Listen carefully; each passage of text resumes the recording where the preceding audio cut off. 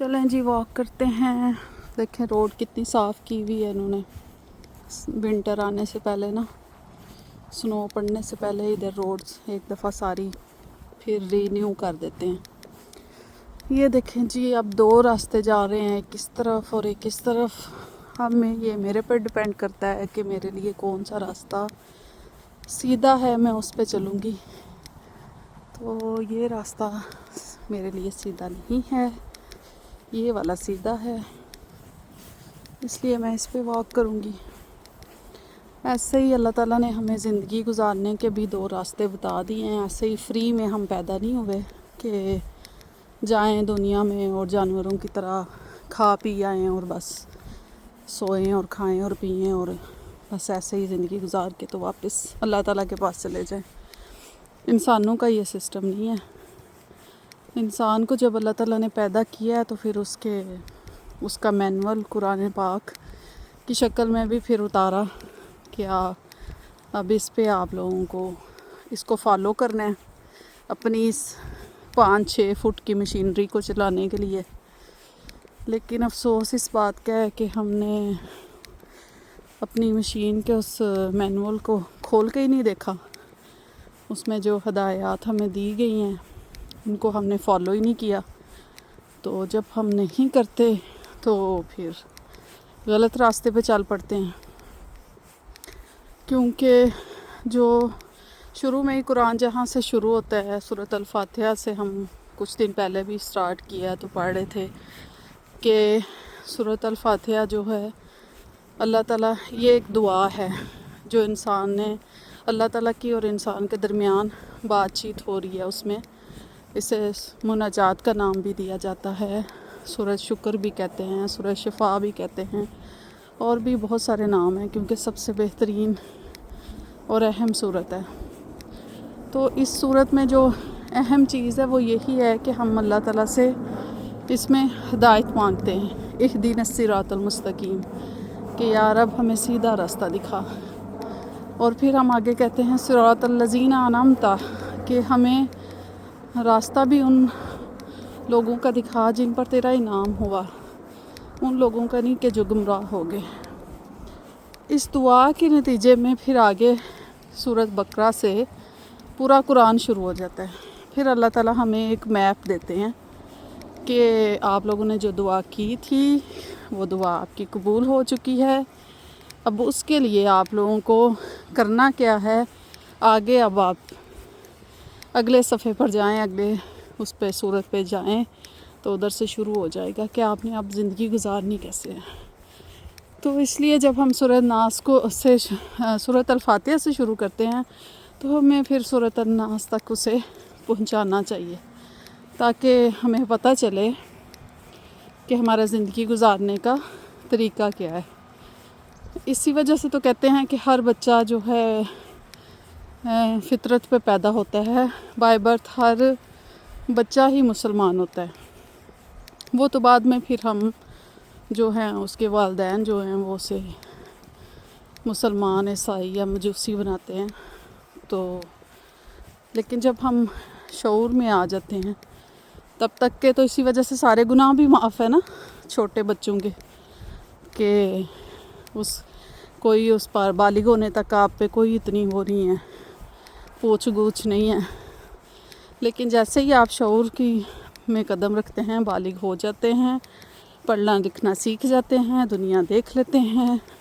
सारी चीज़ें कुछ फितरी तौर पे सीख जाते हैं, कुछ आप जो है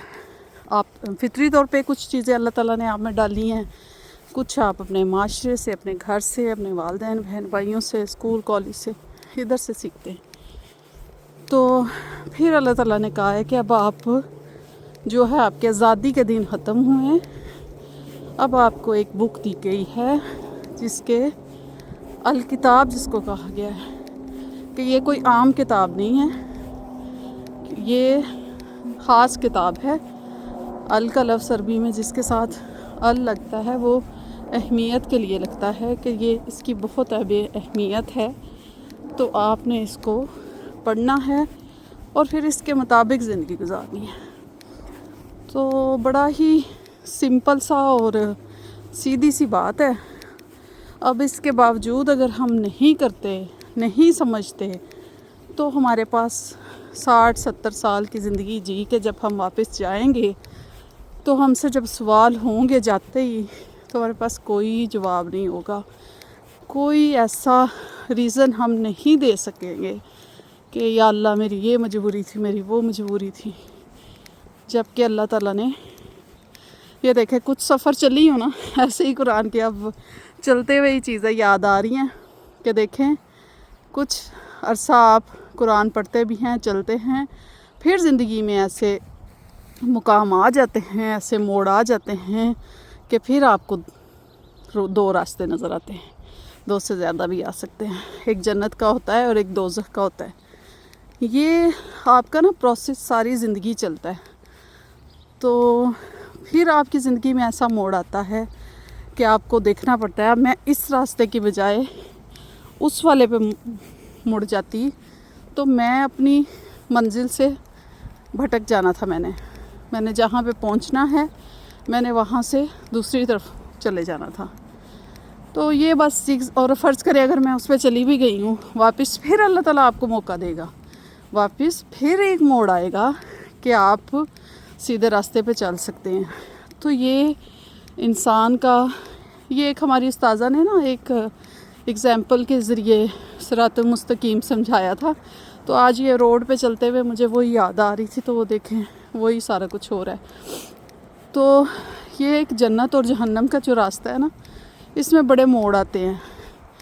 تو اس میں کامیاب وہی ہوتا ہے جو اینڈ پہ جنت تک پہنچ جاتا ہے۔ اگر ہم اپنے موت کے ٹائم پہ بھی راستے میں ہم بھٹک گئے تو پھر ہمارے لیے وہ مشکل ترین ہی آ جائے گا۔ یہ دیکھیں اب ہر جگہ پہ انسٹرکشن لکھی ہوتی ہیں، تو جب ہم ان کو فالو کرتے ہیں، یا اب روڈ کراس کرنے کے لیے مجھے ادھر سے گزرنے کے لیے اس کو کرنا پڑے گا، تو دنیا کی ہم، کیونکہ یہ خاص طور پر ان ملکوں میں ڈنڈے کے زور پہ آپ کو قانون فالو کروایا جاتا ہے، تو اگر آپ نہیں کرتے تو پھر آپ کو بھاری اس کا جرمانہ دینا پڑتا ہے، اس ڈر سے پھر لوگ قانون فالو کرتے ہیں۔ تو اللہ تعالیٰ کی یہ انسان پہ بڑی رحمت ہے جب تک وہ دنیا میں ہے، کہ اس سے اللہ تعالیٰ نے فری چھوڑا اور اس کے فیصلے پہ چھوڑا کہ وہ اپنے لیے کون سا راستہ منتخب کرتا ہے۔ ٹھیک ہے، زندگی میں انسان ہے، بہک جاتا ہے، شیطان کے بہکاوے میں بھی آ جاتا ہے، کبھی کبھی راستے ہم بھٹک جاتے ہیں، ادھر ادھر ہو جاتے ہیں، لیکن بہترین بات یہی ہے کہ ہم توبہ کر کے تو واپس لوٹ آئیں۔ اب مجھے چڑھ گئی ہے سانس، چلتے چلتے میں کہاں پہ نکل آئی باتیں کرتی۔ اب میں نے سوچا میں یہی کام کیا کروں گی کہ میں واک کرتے ہوئے، کیونکہ میں اکیلے ہی کرتی ہوں، آج تو سارے لگتا ہے میرے ساتھی بھی ادھر سے کر کے جا چکے ہیں جو روز کر رہے ہوتے ہیں، تو پھر ساتھ جو ہے میں اس طرح کی کوئی بھی ایسی بات جو کسی کے دل میں اتر جائے، جس سے کسی کو فائدہ ہو جائے، تاکہ میرا یہ ٹائم بھی ضائع نہ ہو، تو بس اللہ تعالیٰ قبول فرمائے، اور اللہ تعالیٰ ہم سب کو اینڈ تک جنت کے راستے پر رکھے، اور ہمارا اختتام بھی ایمان کی حالت میں ایمان پہ کرے، آمین۔